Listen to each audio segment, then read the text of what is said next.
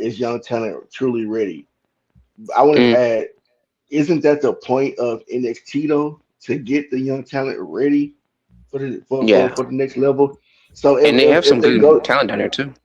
you know, say if they go through the NXT and they in NXT 2, 3, 4 years, and they come up to the main roster and they don't hit the heights that we think they should be hitting, is it the fault of NXT? Like NXT didn't get them ready, or is that just the talent? Like this is just you're not going to be that guy I hear you, Mo. because if everybody's going through the same NXT chorus and they come to the main roster, they come at the same time, but one is getting heights that the other one is not getting. Yeah. Something's wrong. So It's either you're not producing like the company would like you to produce, you're not getting over like the company would like you to get over, or they just don't see you as that type of person. So I want to know what's wrong with Bron Breakker stuff. What is it a Bron Breakker thing or is it a company thing? Like why is Bron Breakker not seeing the same success that Oba Femi is? I don't think it's a Bron Breakker thing. Honestly, I'm on the fence because like I get it from both perspectives, but I truly had something realized to me this morning. I do think it's a company thing because I think WWE is just kind of scared of taking risks because I don't think I seen somebody in the comments say something like we have to wait until the older wrestlers show a decline or something like that. I don't think we necessarily have to wait. When we had stars like John Cena, like Batista, we still had those older stars still kicking. They were feuding with those older stars and they were beating them. Brock Lesnar won the belt. We got behind Brock Lesnar. I wasn't there in 2002, of course. I was a baby. I was wee, but like we was able to get behind Brock because there was this monster rookie doing these things and wrestling with these big boys. And guess what? When he finished, he was still feuding with the Takers, who wasn't showing declines yet. He was feuding with the Goldbergs. He was feuding with the Eddie Guerreros. He was feuding with those people. Bron Breakker could have been on that same trajectory if he did, let's say, beat a CM Punk when they fought for the World Heavyweight Championship. Because, and I found this out this morning, which is insane to me, WWE used to be ready to take these risks. Batista, when he beat Triple H for that World Heavyweight Championship, he was in the company for the same amount of time that Bron Breakker was in the WWE. Mo, let me try to. I think Reese is backstage. I think he has you.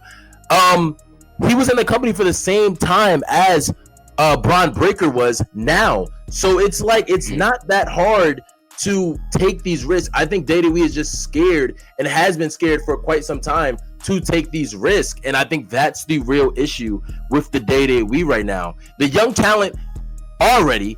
And if they aren't, I'm not saying have them crash and burn, but like you said, Mo, that is the purpose of NXT. We've seen what Bron Breakker can do in NXT. Let him have the belt. If it's not working, guess what we do? We pivot. That's what WWE has always been good at. Would you say that this current run of Bron Breakker is them pivoting because they did when they brought him to the main roster? They had him on his own.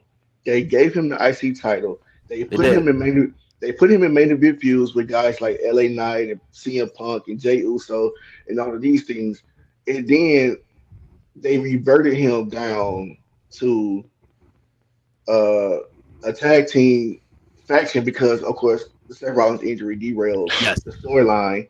But other than that, you could have still had him go over Seth and prosper, but they chose to have Seth go over. So it has to be a reason of why they're not booking him the same as they would book somebody else. Exactly. And so real quick, there's a comment I want to like directly respond to. I'm pretty sure you guys are going to want to too, because I think sometimes you guys aren't listening. I'm not saying Seth can't win the belt more times. When John Cena won his first world title, that was not the last time Triple H won a world title. He's won what, 3 more after that? When that new age came in, they can still win belts, but these young talents still can also be elevated to the point that they can also win these belts.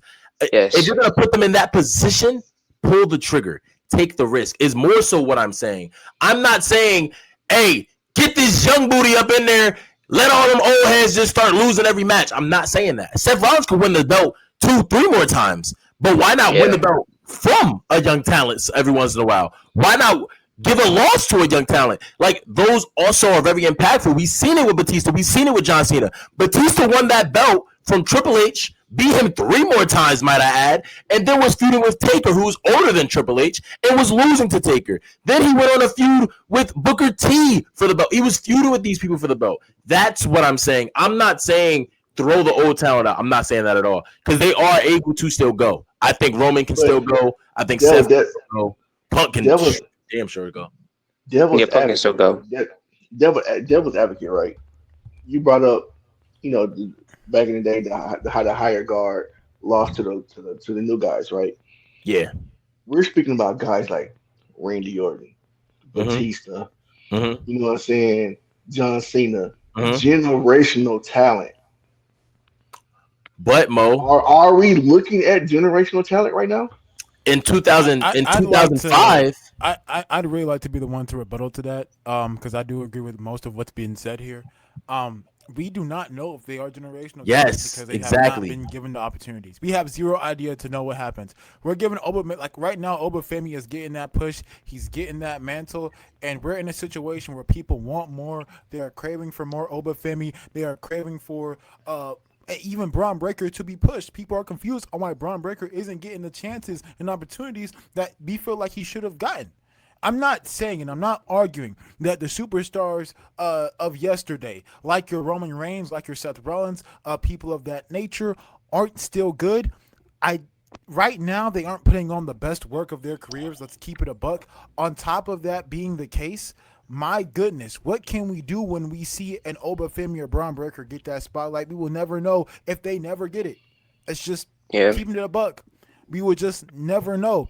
I feel like it's very disingenuous for us to critique a guy like Bron Breakker, to critique guys like Oba Femi, to critique guys like Trick Williams and whatnot for not doing this, and this compared to like people of the Ruthless Aggression era at their age when they aren't getting the opportunities and chances to.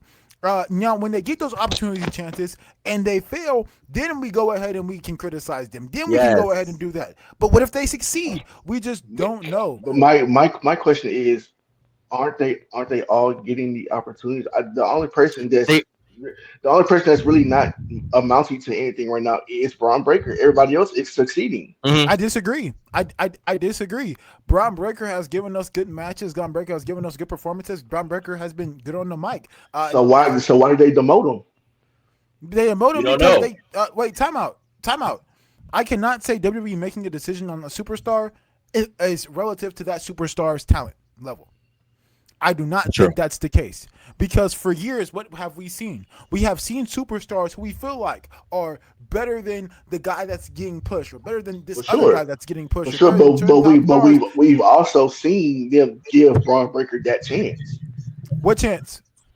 When he first got to the roster, he was unstoppable, and he was good, and we loved it. And we that's what I'm saying. They booked him greatly. They gave him championship runs. They gave him main event feuds, but then all of a sudden, here we are now. They're not doing the same thing. It has to be a reason why, though. Because you started him here. You started him here. Now he's here. Wait, time out. The issue is that with us trying to find this reason why, that puts us under the presumption that WWE makes logical choices and that there's reasons behind everything they do. WWE is a company that is known on acting off of an instinct and a feeling just because they have that feeling. They've done it for years. True. They've done it no matter who they've been under, no matter what regime they've been under, whether it be Hunters, whether it be Vince's. They feel a certain type of way and they just act on it, whether or not it's good or not.